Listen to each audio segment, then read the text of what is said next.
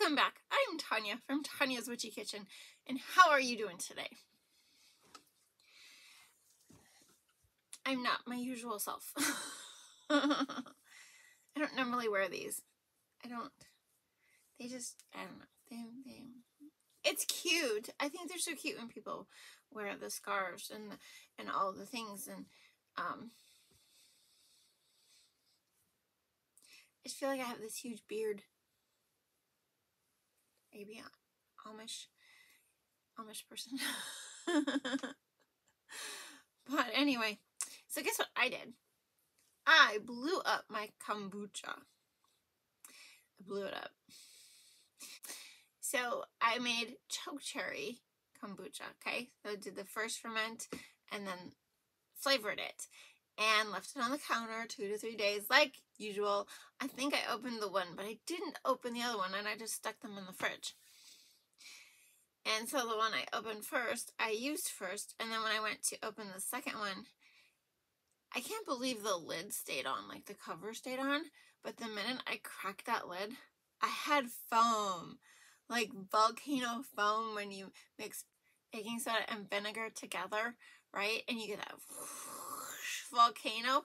Yes, I had that coming out of my kombucha bottle, just, and it was foamy and it kept coming, so I shut the lid, you know, and then I cracked it just a tish, and I was just like, this is not gonna go down.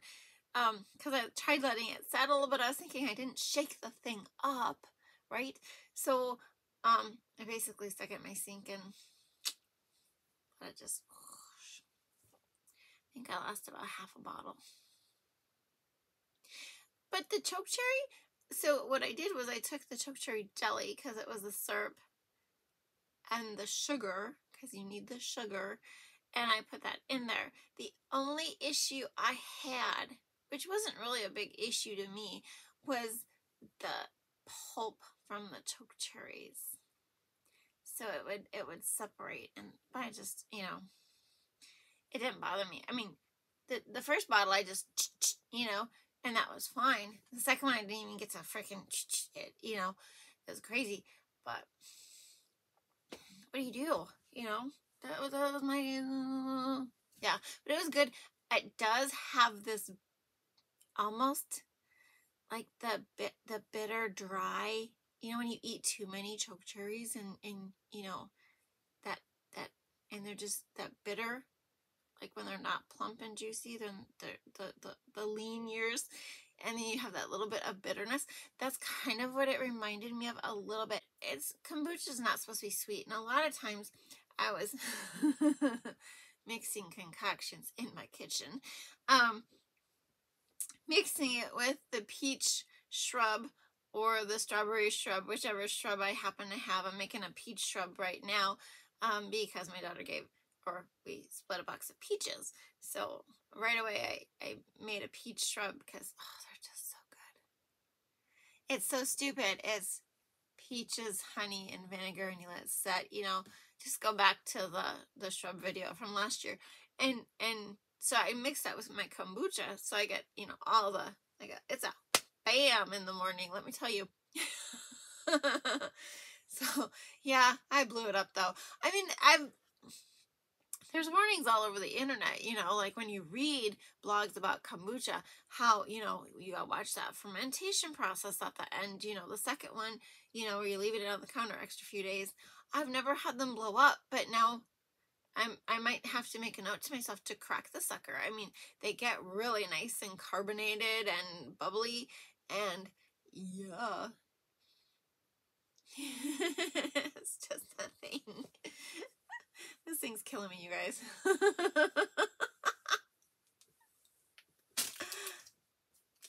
This is more me.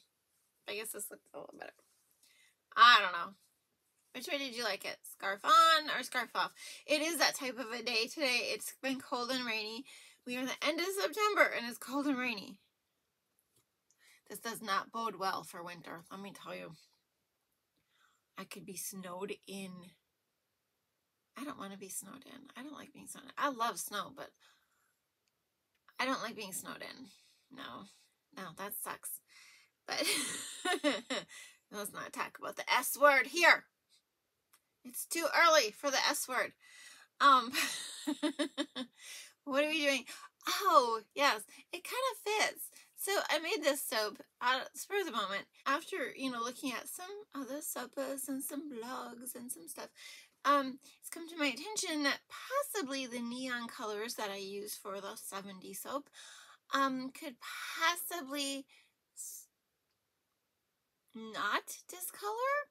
So in retrospect and thinking about this, it's like, why do they not discolor?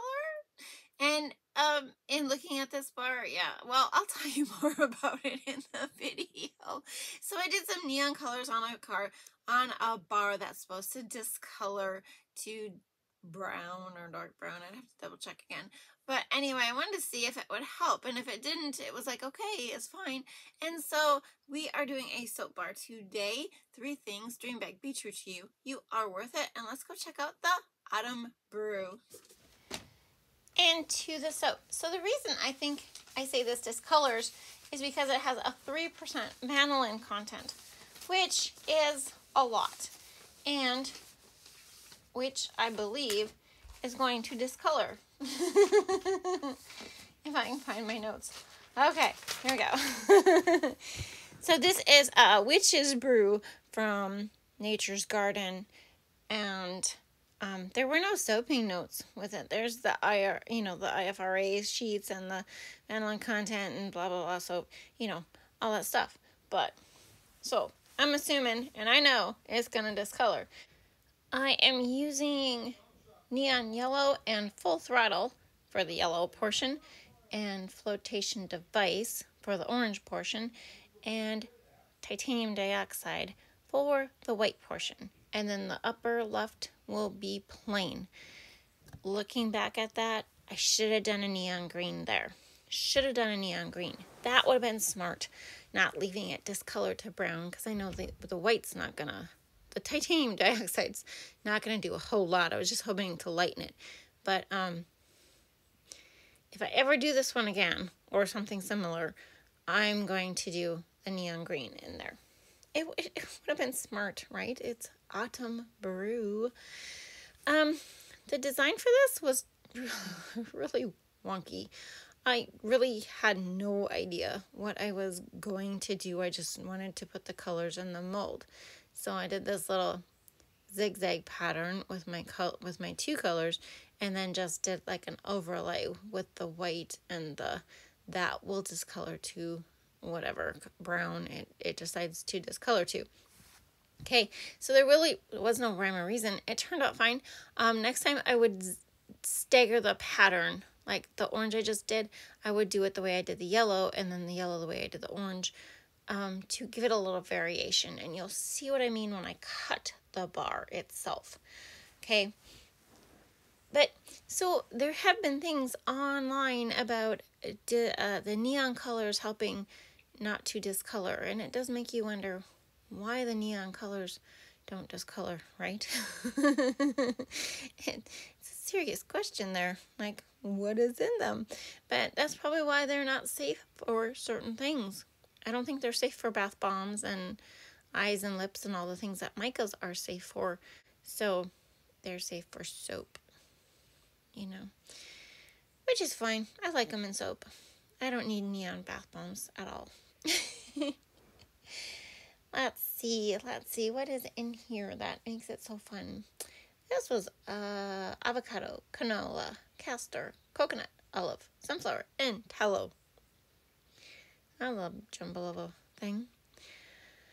I don't know why I even, and it didn't say it was going to accelerate or anything. There were no soaping notes on this, which was really, really weird.